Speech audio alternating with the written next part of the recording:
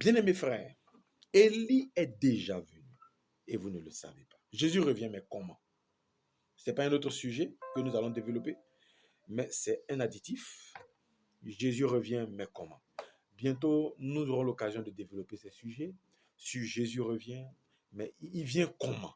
Vous vous attendez à quelqu'un qui vient, mais il vient comment? Les gens chantent, quand il viendra, il sera dans le noir. Bon, mais comment? Qu'est-ce que c'est ce noir? Tout ça, il faut qu'on le développe. Jésus est revenu. J'ai le privilège de vous informer que ce Jésus, Élie est revenu. J'ai le privilège de vous informer que ce Élie, c'est William Marion Branham. Il a été confirmé par la colonne de feu. Il a été confirmé par la charité. Et William Branham a fait des déclarations. Aujourd'hui, le monde religieux ne veut pas accepter William Branham, mais pourtant, il se cache. Vos pasteurs se cachent pour lire les prédications, écouter les bandes de William Marion Branham, un prophète confirmé. Tous ces grands serviteurs de Dieu, ces charlatans, tous ces prophètes qu'on dit prophètes, qui sont cachés là dans le secret, ils sont dans le secret en train de lire les prédications de William Branham, écouter les bandes du prophète William Branham. Il a déposé des vérités mystères que les gens s'instruisent dessus et ils vont faire croire aux gens que c'est eux qui enseignent ça, alors qu'en vérité, ce sont des vérités que William Branham a développées. Il a ouvert la Bible, il a fait comprendre la Bible aux gens. Et aujourd'hui, les gens ne veulent pas dire la vérité, que Dieu a visité la terre au travers d'un prophète, comme il a visité la terre au travers de Moïse, comme il a visité la terre au travers d'Élie, comme il a visité la terre au travers d'Osée, d'Habakkuk, de Jérémie et de tous ces grands prophètes comme Abraham. Dieu aujourd'hui a visité la terre dans notre génération. Dieu ne nous a pas oubliés. Dieu tient ses paroles. Zacharie 14, 7, il dit, vers le soir, la lumière paraîtra. La lumière, c'est la parole de Dieu. Il dit, au commencement était la parole était avec Dieu, et la parole était Dieu. Elle était au commencement avec Dieu, toute chose a été faite par elle. Toute chose a été faite par elle, et rien de ce qui a été fait n'a été fait sans elle. En elle était la vie était la lumière des hommes. Et cette lumière, lui, de les ténèbres, elle est devenue un homme qu'on appelait Jésus. Et lorsque la parole de Dieu vient, elle s'identifie dans un corps, au travers d'un ministère prophétique. C'est tout ce qui a toujours eu lieu. Au Moïse, c'était la parole, la lumière de son temps. Et aujourd'hui, quelle est la lumière de notre temps? Les gens disent que nous devons croire Jésus-Christ. Nous allons venir sur ça. Parlons de la foi un instant. William Branham, après, celui qui pourra poser la question, la page est ouverte, il peut poser toutes les questions qu'il faut. William Branham a dit des choses sur la foi. Écoutez ça. Prenons quelques citations du prophète William Branham. Et nous allons voir quelque chose ensemble. Que Dieu vous bénisse. Ok. Je suis dans une de ces prédications. Je vais vous donner le titre et je vais vous donner ensuite la date. Laissez-moi trouver ça ici.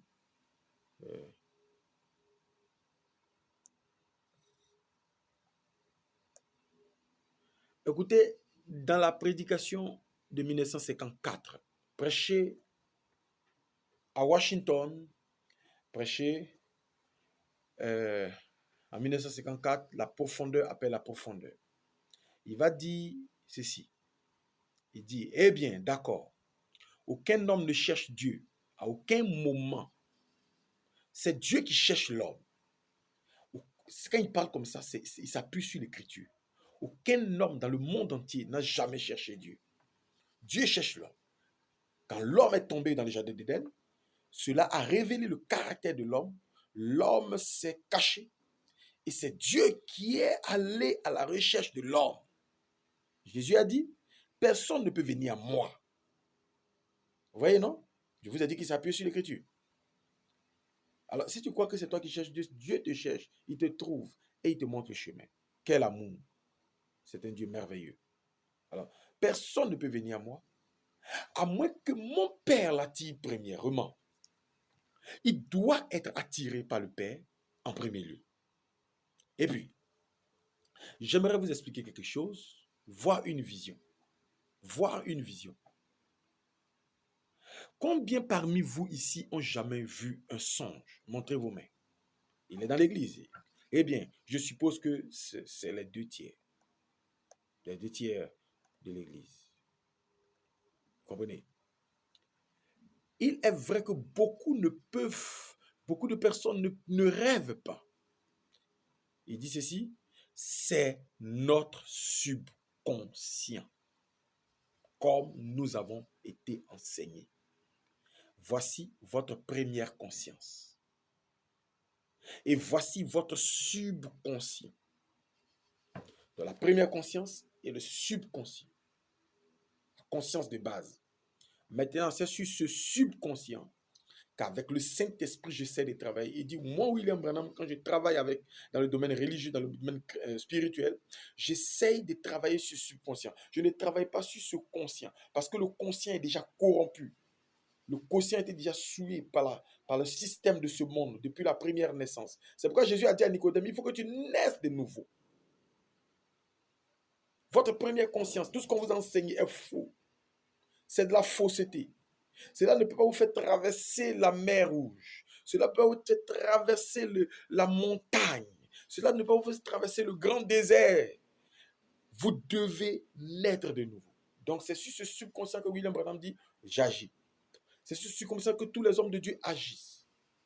Il dit, cette première conscience, je pourrais, il parle de la première conscience, je pourrais demander à cet homme ici, ou à n'importe quel homme parmi ceux qui sont ici, croyez-vous? Oh oui, monsieur, vous le croyez. Tout le monde va dire, je crois Jésus, tout le monde dit, je suis sauvé, tout le monde dit, je suis chrétien. Mais qu'en est-il de cet autre homme au fond ici? Il parle de lui là. C'est lui qui fait avancer le bateau. Non pas celui qui se trouve dans la cabine des commandes. C'est lui qui fait avancer le bateau. Lui qui est en bas, pas celui qui est en haut. Lui fait avancer le bateau. Il continue. Il dit, non pas celui qui se trouve dans la cabine des commandes. Donc, il dit, c'est plutôt celui qui se trouve à la salle des machines. Pas celui-là, mais celui-là. Parce que dans la salle des machines, dans le wagon ou dans le bateau, il y a des personnes qui sont là-bas en train de travailler. Il y a un directeur responsable, c'est lui qui donne l'électricité, la puissance au moteur. C'est lui qui donne l'élément pour faire pousser la voiture sur l'eau. Or, lui qui est là, il ne fait qu'orienter à gauche et à droite.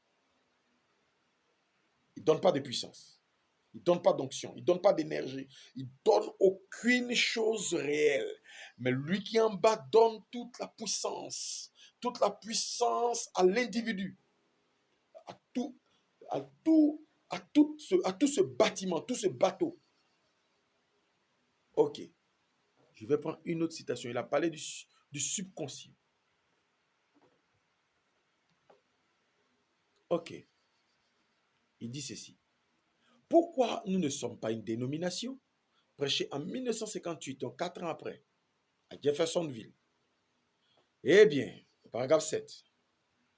Le lundi et le mardi, je vais prier et me préparer pour le service de guérison. Je laisse tout ça, je descends un peu plus en bas. Il aimait prier pour les malades.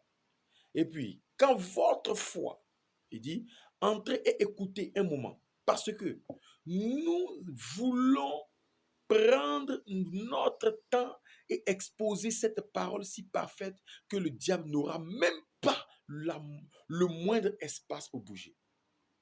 Et puis, quand votre foi est à un summum, au point où vous commencez à croire, alors laissez agir votre subconscient. Alors la foi de Dieu l'appuiera. Alors vous sortirez du camp. Hein? Voyez-vous? En effet, votre foi n'agira pas beaucoup. Votre subconscient doit se déplacer dans la même direction que votre foi. Et alors, la foi de Dieu vient appuyer par derrière et confirmer le tout. Donc, ça veut dire la foi vit dans le subconscient. Vous comprenez? Donc, tous ces exploits que ces grands hommes ont fait dans la Bible, ils ne l'ont pas fait à cause de leur conscient, de leur grandeur d'esprit, de leur grandeur, le génie intellectuel. Ils l'ont fait grâce à ce subconscient qui est la maison de la foi. Votre subconscient se déplacera dans la même direction que votre foi. Hein? Il dit, voyez, mais si votre foi dit, si c'est votre foi qui dit, oh oui, je l'aime maintenant même, alors que votre subconscient se dispute ici, derrière, disant, je me demande si cela marchera. Si vous n'avez pas accepté en vous-même votre guérison, et que votre foi dit, j'ai accepté ma guérison, si la maison et l'individu ne sont pas en harmonie, vous ne pouvez pas guérir. Ce n'est pas possible. C'est impossible. L'homme intérieur.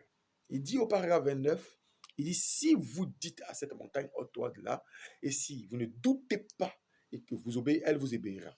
Elle le doit. C'est un impératif, vous voyez. Elle devra faire exactement ce que vous aurez dit. Si vous ne doutez pas, eh bien, vous le croyez. En haut, ici, eh bien, laissez ce subconscient le croire aussi. Donc, la foi intellectuelle dit oui, c'est vrai. Et quand ce subconscient et cette conscience sont en harmonie avec Dieu, alors cela arrivera. Donc, il y a un problème. Vous devez travailler maintenant sur votre conscient et laissez votre subconscient diriger votre conscient. Souvent, Dieu vous parle, mais vous n'écoutez pas. Parce que Dieu ne vous parle pas dans votre conscient. Dieu vous parle dans votre subconscient. Parce que c'est dans le subconscient que Dieu travaille. Et c'est là que se trouvent les rêves. Quand vous dormez, vous rentrez dans votre subconscient et vous rêvez. Et vous ne savez même pas ce qui s'est passé. Vous vous réveillez, votre mémoire enregistre tout ce que vous avez fait là-bas. Et après, vous vous souvenez que vous avez fait ceci, vous avez fait cela. Quand les sorciers veulent vous faire du mal, ils rentrent dans votre subconscient. Quand le prédicateur veut travailler sur vous pour que vous soyez guéri, il travaille sur votre subconscient. Et quand Dieu veut agir pour quelque chose dans votre vie, il travaille sur votre subconscient. Votre subconscient a plus d'importance que vous ne l'imaginez. Vous devez nettoyer votre subconscient. Et vous devez donner de l'énergie à votre subconscient. Qu'est-ce que le subconscient? Que Dieu vous bénisse.